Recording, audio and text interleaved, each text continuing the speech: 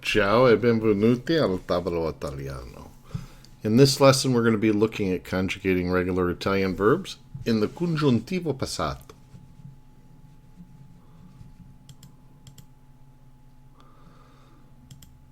A few footnotes before we start.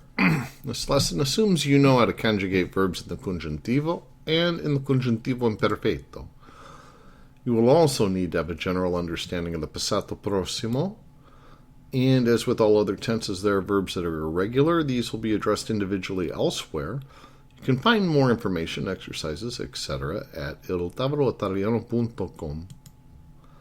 Like any aspect of Italian grammar, it takes practice to really gain an understanding of and ability to use what you'll learn here. Scusi. So, parli italiano. Pronto? Okay then, let's get started. The congiuntivo passato, or the past subjunctive, like the present subjunctive, is actually very easy to learn as far as the conjugation patterns, and it isn't quite as difficult to understand when to use it if you have already learned the congiuntivo and the congiuntivo imperfetto.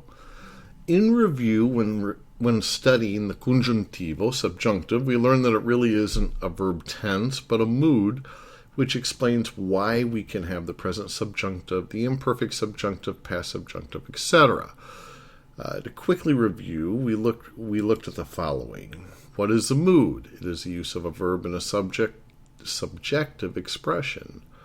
So what's that mean? The website audioenglish.net defines subjective as taking place within the mind, modified by individual bias, of a mental act performed entirely within the mind. In other words, if I said he ate meat, there is nothing subjective there. Nothing taking place in my mind. It simply means he ate meat.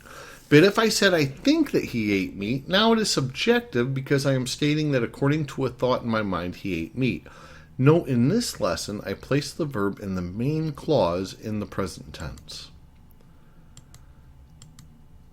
In this lesson, we'll be studying how we make past subjective expressions, or expressing what is taking place within our minds, and or tainting a statement with our own bias in subordinate clauses, or what we will call that clause, or for the Italian examples, the K clause. For instance, let's look at our first example. I think that he ate meat. Remember, in Italian, there's a completely different conjugation system or pattern for verbs that are in the dependent that or K clause. Verbs that are tainted by the bias expressed by another verb that is subjective in nature. In this case, the verb to eat, or as used in the sentence, ate. Let's take a look at it in Italian. Penso che lui abbia mangiato la carne. You will notice that lui ha mangiato, or mangiava, isn't how we would conjugate mangiare for lui in this case.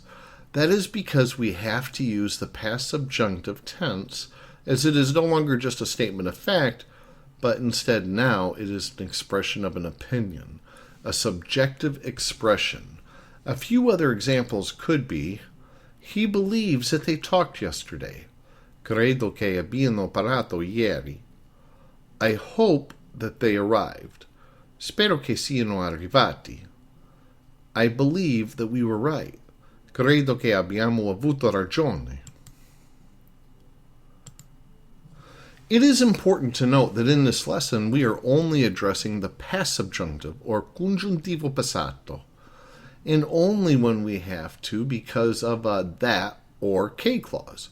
We will address the other congiuntivo, or subjunctive tenses, and other instances that dictate their use in other lessons. The goal, as always, is to try to get a good grasp on a little information instead of a hazy understanding about a lot of information. With the present subjunctive, both verbs, the main clause verb and the dependent clause verb, are in the present tense. So if we are saying I think, or you believe, or he hopes, for an action that is in the present, we know to use the present subjunctive. We use the past subjunctive when the main clause verb is in the present tense and the dependent K clause verb is in the past. A few other examples are, Credo che lui abbia avuto ragione. I think he was right. Speriamo che tu sia venuto. We hope that you came. Pensi che io sia andato a Parigi? You think I went to Paris? Before we take a look at how to conjugate in the past subjunctive congiuntivo passato, let's quickly review how to conjugate essere and avere in the congiuntivo. This is because if you know how to conjugate these two verbs in the congiuntivo, and you know the past participles of the verbs you want to use, then you already know how to conjugate in the congiuntivo passato.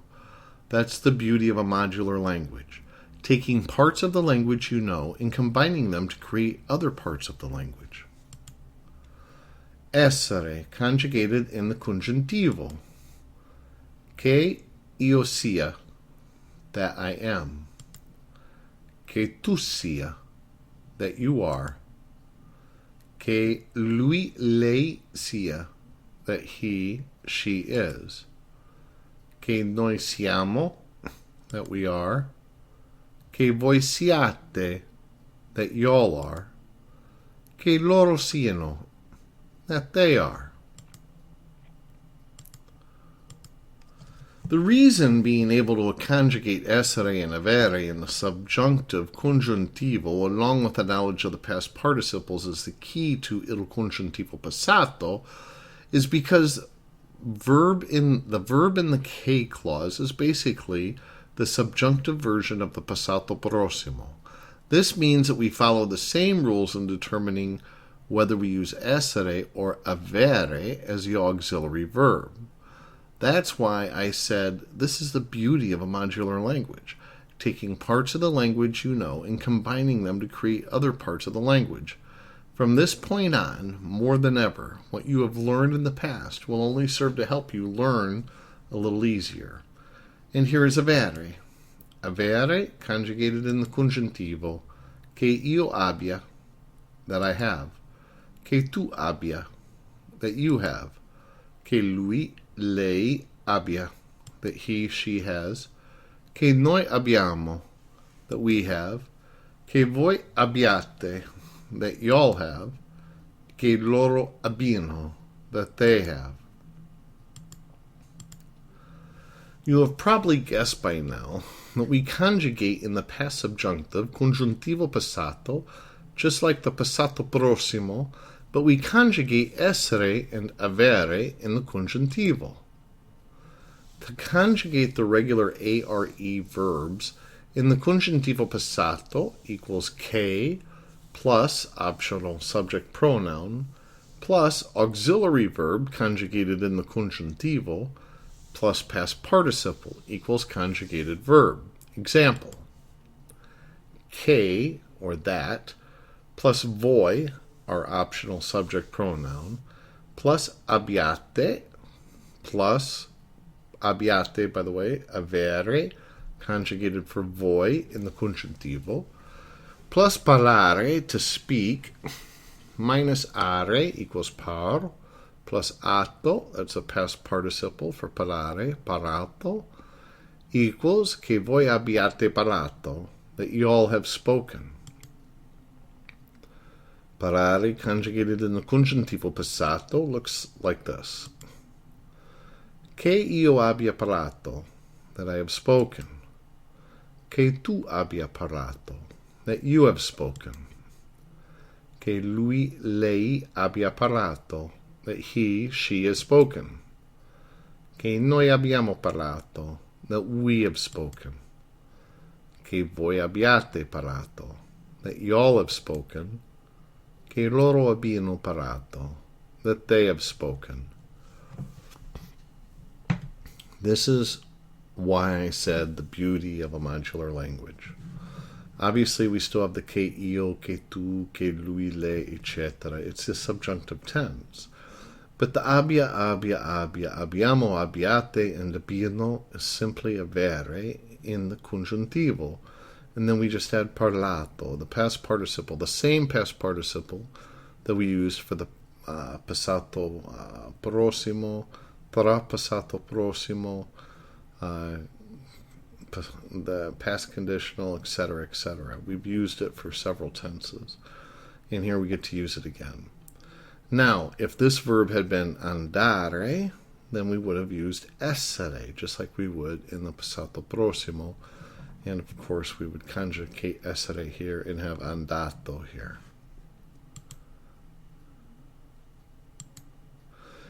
To conjugate the regular e or e verbs in the congiuntivo passato equals che plus the optional subject pronoun, auxiliary verb conjugated in the congiuntivo, past participle equals conjugated verb.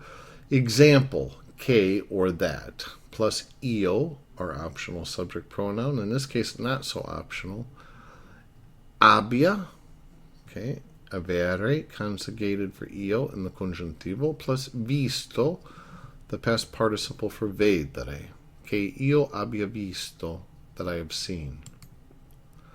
Vedere, conjugated in the congiuntivo passato, che io abbia visto, that I have seen. Che tu abbia visto, that you have seen. Che lui, lei abbia visto, that he, she has seen. Che noi abbiamo visto, that we have seen. Che voi abbiate visto, that y'all have seen. Che loro abbiano visto, that they have seen. To conjugate the regular IRE verbs in the congiuntivo passato equals che plus the optional subject pronoun plus the auxiliary verb conjugated in the congiuntivo plus past participle equals conjugated verb. Example, should be getting a little easier. It's the exact same thing as the ARE and the ERE verbs, just now with the IRE. Che or that plus lui, our optional subject pronoun, plus abbia, and sentire, to speak, minus ire equals sent plus ito, giving us our past participle, sentito. Che lui abbia sentito, that he has heard. Sentire conjugated in congiuntivo passato. Che io abbia sentito, that I have heard. Che tu abbia sentito, that you have heard. Che lui, lei abbia sentito, that he has heard. Che noi abbiamo sentito, that we have heard. Che voi abbiate sentito, that y'all have heard. Che loro abbiano sentito, that they have heard. Okay. Now, using the same examples we've been using in the entire subjunctive series, almost, let's see if we can apply a little of what we have learned. See if you can translate the following into Italian before the answer appears. I think that he lied.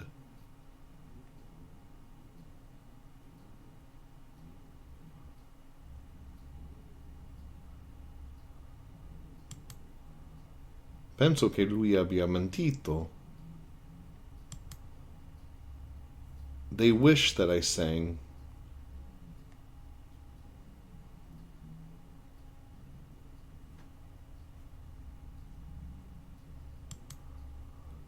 Desiderano che io abbia cantato. We hope that you won.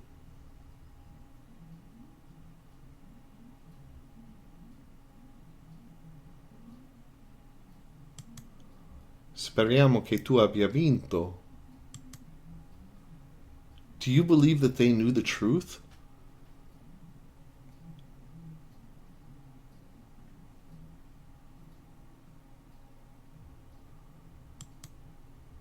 Credi che hanno saputo la verità?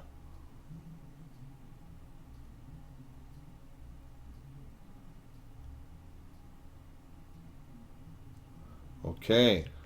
Now, if you notice, I made a mistake here. I just now caught it. It should be credi che abbiano saputo la verità. This currently is conjugated for the present tense. It needs to be conjugated for the congiuntivo. So, credi che abbiano saputo la verità. All the rest of them, I use the congiuntivo. I must not have been thinking. Credi che abbiano saputo la verità? I doubt that they danced well.